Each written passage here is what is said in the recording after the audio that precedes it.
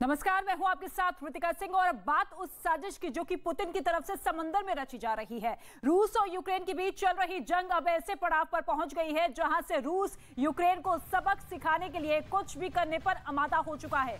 Ukraine ने रूस पर आरोप लगाया है कि पुतिन की सेना ने काला सागर में ऐसी बारूदी साजिश रची है जिस वजह से समंदर के रास्ते यूक्रेन को पहुंचने वाली मदद ठप हो रही है। आखिर क्यों रूस यूक्रेन के खिलाफ ऐसी साजिश को अंजाम दे रहा है, ये बड़ी खबर सामने आ रही है। यूक्रेन ने रूस पर यह बड़ा आरोप लगाया है कि ब्लैक सी के जरिए ये बड़ी साजिश पुतिन की।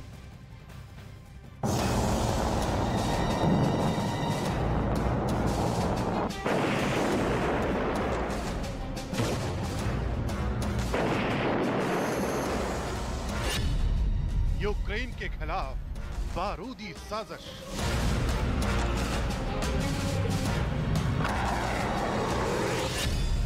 काला सागर में विस्फोटक चक्रव्यूह।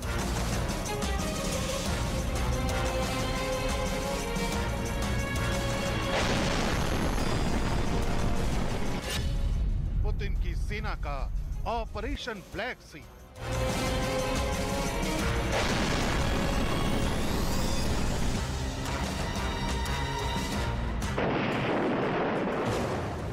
रूस यूक्रेन के बीच चल रही जंग का 36वां दिन है। तमाम शांति वार्ताओं के बीच यूक्रेन पर रूसी हमले का सिलसिला थमने का नाम नहीं ले रहा है। जवाब में यूक्रेन की सेना भी पुतिन की आर्मी को करारा जवाब दे रही है। जंग की इन्हीं चुनौतियों के बीच यूक्रेन ने रूस पर समंदर के रास्ते एक गहरी साजिश का आरोप लगाया।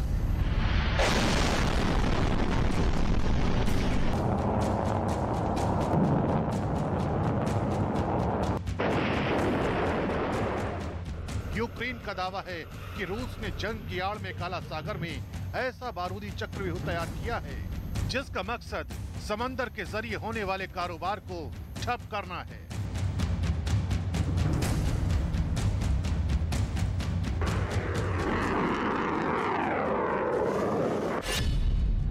यूक्रेन का दावा है कि रूस ऐसा इसलिए कर रहा है ताकि समंदर के जरिए जो मदद यूक्रेन को भेजी जा रही है वो मदद यूक्रेन तक ना पहुंच सके।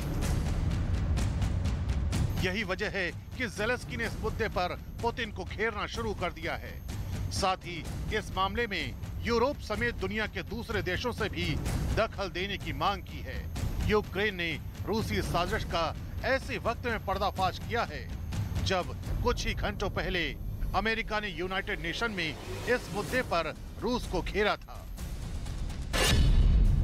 दरअसल अमेरिका ने रूस पर यूक्रेन के बंदरगाहों पर कब्जा जमाने का आरोप लगाया है और दावा किया है कि यूक्रेन के लिए राहत सामग्री लेकर जा रहे 94 जहाजों को भी रूसी नौसेना ने अपने कब्जे में ले लिया है। काला सागर में पुतिन के साजिश की बात नेटो ने भी कही है और आरोप लगाया है कि रोमानिया और तुर्की के किनारे काला सागर में भारी मात्रा में बारूद मिला है। इसलिए अब यूक्रेन चाहता है कि काला सागर में पुतिन के सेना ने जो बारूदी चक्रव्यूह तैयार किया है उसे यूरोप समेत दुनिया के दूसरे देश ध्वस्त करने की कोशिश करें ताकि पुतिन की सेना के ऑपरेशन ब्लैक सी पूरा होने से पहले ही खत्म किया जा सके। क्योंकि यूक्रेन ये बात अच्छी तरह से जानता है कि अगर काला सागर के जरिए हो रहे कारोबार को रोका गया तो न सिर्फ यूक्रेन के मददगार देशों की कमर टूटेगी बल्कि खुद यूक्रेन भी इस जंग में पूरी तरह से लाचार हो जाएगा। यही वजह है कि ज़ेलेंस्की ने इस मुद्दे पर यूरोप समेत दूसरे देशों को साथ आने की अपील की है।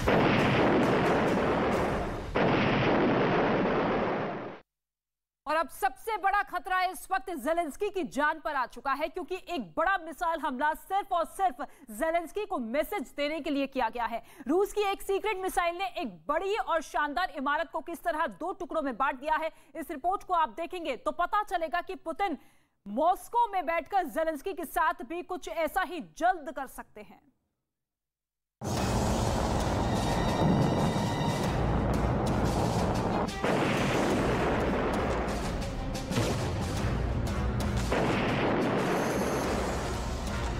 काला सागर में उठा बवंडर। पहली मिसाइल, दूसरी मिसाइल, तीसरी मिसाइल, चौथी मिसाइल,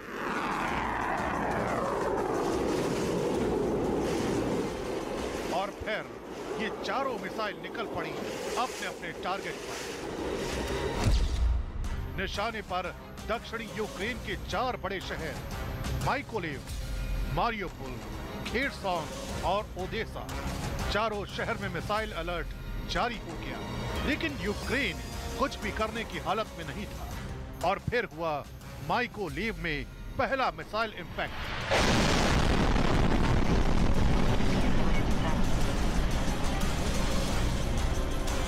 एक बार फिर देखिए,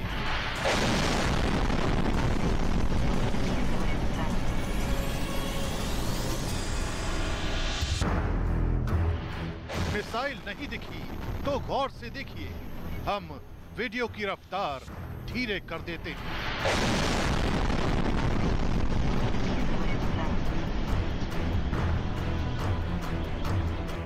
इस मिसाइल ने माइकोलेव में क्या तबाह किया, अब इन तस्वीरों को देखिए।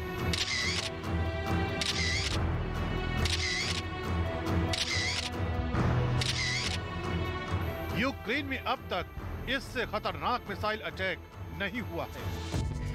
ये पहला ऐसा मिसाइल हमला है जिसके धमाके ने एक बड़ी हाई राइज बिल्डिंग में इतना बड़ा सुराख कर दिया।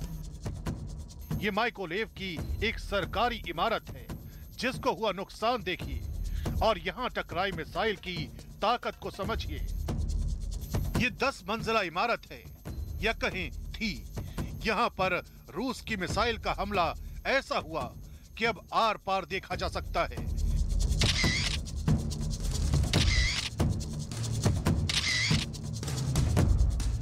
कुछ भी नहीं बचा है। जाहिर है ये बहुत ताकतवर मिसाइल रही होगी। इस इमारत में 400 से ज्यादा कमरे थे। इस बिल्डिंग के बीचों बीच इस गैप को देखकर समझा जा सकता है कि 100 से ज्यादा कमरे पूरी तरह गायब हो चुके हैं। बिल्डिंग में एक भी कोना साबुत नहीं बचा है। यहाँ की एक एक खिड़की की तस्वीर गौर से देखिए। ये इमारत पूरी तरह से खत्म हो चुकी है। अब सिर्फ ढांचा खड़ा है। अंदाजा लगाइए कि जो लोग इस इमारत के अंदर रहे होंगे उनका क्या हाल हुआ होगा। У меня девочка погибла на моем этаже. Что я могу сказать? Вы что, шутите? Я ее обняла и прошла 2 минуты. ये मिसाइल कौन सी थी? क्या रफ्तार थी? कितनी ताकत के साथ वो इस बिल्डिंग से टकराई?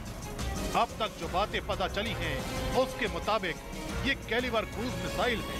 अगर आप बिल्डिंग की तरफ बढ़ती मिसाइल की तस्वीर देखेंगे तो पाएंगे कि इसमें 2 पंख भी लगे हैं, जिससे ये कैलिबर मिसाइल कही जा सकती है।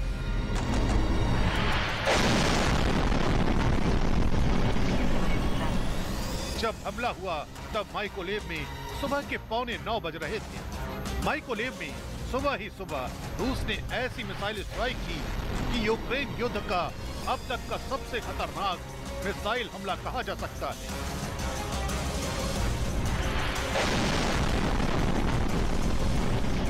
इसमें कोई शक नहीं कि इस बिल्डिंग से टकराने वाली मिसाइल ने बहुत सटीक हमला किया।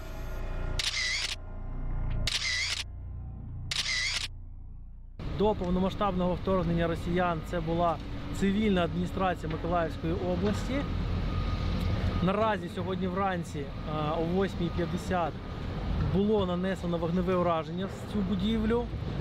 Станом на зараз ми маємо 7 загиблих цивільних, 22 особи. Було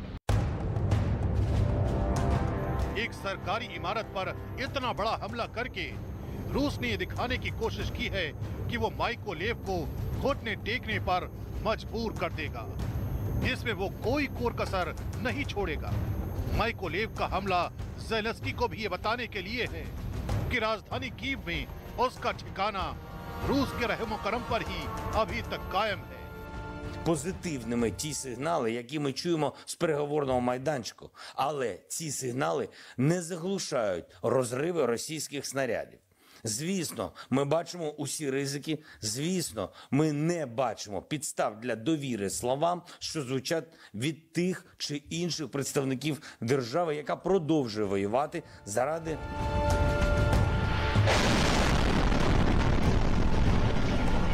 मिसाइल जिस वक्त माइकोलेव की इस बिल्डिंग से टकराई, तब यहाँ इस बीच वाले हिस्से में जो भी मौजूद रहा होगा, उसके बचने की कोई गुंजाइश नहीं होगी, ऐसा माना जा सकता है। लेकिन अब भी यहाँ मलबे को हटाकर लोगों की तलाश की जा रही है। Которые мы определили, мы ищем. Подтвержденных жертв пока еще нет. Слава богу. 50 плюс людей вышли сами с различной степенью ранений. 2 моих зама в больнице. Один там переломы ног и ребер, второй легкий. В принципе, ходим под Богом, пока есть более-менее. माइकोलेव में जब ये हमला हुआ, तब आसपास के लोगों ने क्या देखा, क्या पाया, उनकी बात सुनेंगे तो इस मिसाइल हमले को और बेहतर से समझ सकते हैं। Только легла на постель утром, только легла, меня так нога болела. Я только легла, и тут же в эту секунду как дала в этот самый, и вот это посмотрели в этот самый раз.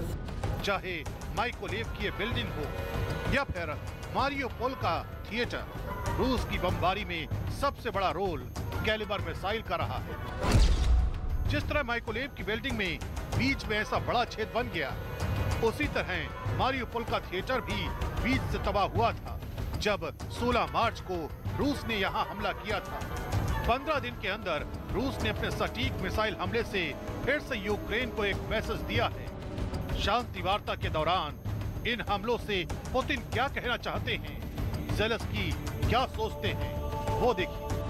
новину, що російське військове відомство нібито вирішило скоротити бойові дії на Київському та Чернігівському напрямах.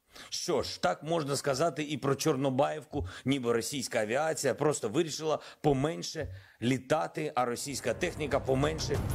इसमें कोई शक नहीं होना चाहिए कि रूस की सेना ये बात बहुत अच्छी तरह से जानती है कि राजधानी कीव में ज़ेलेंस्की किस इमारत में छिपे हैं। वो अक्सर बाहर आकर वीडियो बनाते हैं। रशियन सैटेलाइट कीव में प्रेसिडेंट हाउस के आसपास के इलाके पर 24 घंटे नजर रख रही होगी।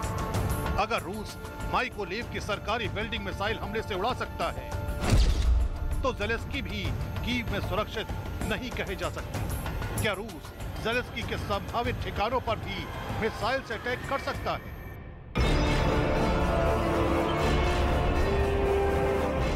ऐसा फैसला लिया गया तो ये रूस की सेना के लिए कोई मुश्किल काम नहीं होगा। ऐसा कैलिबर मिसाइल की ताकत, उसकी फुर्ती को देखकर पता चलता है।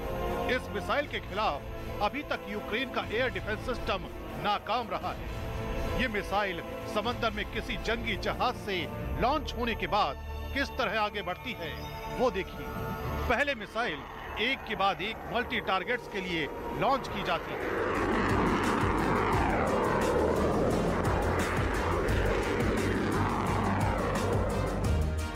अलग अलग कैटेगरी में इस मिसाइल की रेंज 50 किलोमीटर से 2500 किलोमीटर तक है। इसके कई वर्जन हैं। ये मिसाइल लैंड बेस्ड लॉन्चर से दागी जा सकती है। ये मिसाइल समंदर से भी लॉन्च की जा सकती है।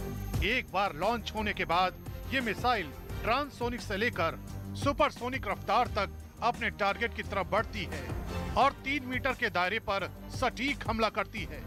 लेकिन इस मिसाइल की सबसे बड़ी खासियत ये है कि इसे ट्रैक करके मार गिराना आसान नहीं है, क्योंकि ये टेरेन हंगिंग मिसाइल है, यानी ये जमीन से कुछ मीटर की ऊंचाई पर ही उड़ते हुए अपने टारगेट पर पहुंचती है। ऐसे में समंदर की सतह से कुछ ऊंचाई पर भी जब ये ट्रेवल करती है तो इसे मार गिराना आसान नहीं होता। अपने टारगेट के करीब पहुंचने पर यह मिसाइल पहले एक दायरे में मंडराती है और फिर अपने टारगेट की सही पहचान करती है। एक बार टारगेट फिक्स हो गया तो फिर उस पर फाइनल अटैक के लिए बढ़ जाती है।